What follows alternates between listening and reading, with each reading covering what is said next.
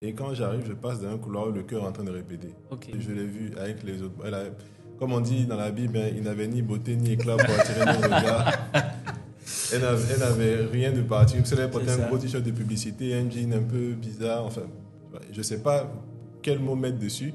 Mais quand je la regarde, je me dis, il y a quelque chose qui s'est passé à cet instant précis. Je ne comprends pas moi-même en fait ce qui se passe. Ok. Mais pour un gars lambda qui n'est pas aussi avancé en intimité avec Dieu, selon toi, quels sont les éléments qui peuvent l'aider à reconnaître que c'est la bonne personne? J'ai vu une publication sur Facebook qui m'a fait rire il y a quelques jours. Ils ont mis la photo d'un gars, enfin, ils ont un peu déformé ses traits, donc il n'était pas très beau. Et puis ils ont mis le verset, toute arme forgée contre toi sera nulle et sans effet. Et puis ils ont mis en bas, mais si l'arme forgée même est à côté de toi. En parlant du monsieur. Donc, c'est-à-dire qu'il y a une beauté, ça doit attirer les regards déjà. C'est ça. Pour moi, c'est important.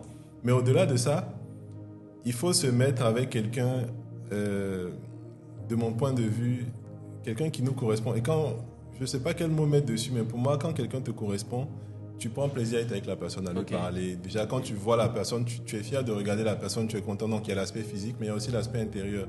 Qu'est-ce que je recherche pour ma vie? Avec quel genre de personne je me vois? Pour moi, c'est des critères, au-delà de l'aspect spirituel, où le Seigneur vient confirmer et tout. Le Seigneur ne confirme pas quelque chose qui est hors totalement de ce qui pourrait nous convenir. Parce qu'il confirme ce qui nous convient, parce qu'il sait ce qui est bon pour nous. Par rapport à ce que je recherchais chez un homme, il cochait quand même pas mal de cases. Moi, je cherchais quelqu'un qui n'allait pas venir troubler ma relation avec Dieu. Quelqu'un qui avait suffisamment de crainte de Dieu. Quelqu'un qui allait accepter le choix, pour moi, de vivre l'abstinence jusqu'au mariage. Parce que pour moi, ça, c'était un critère.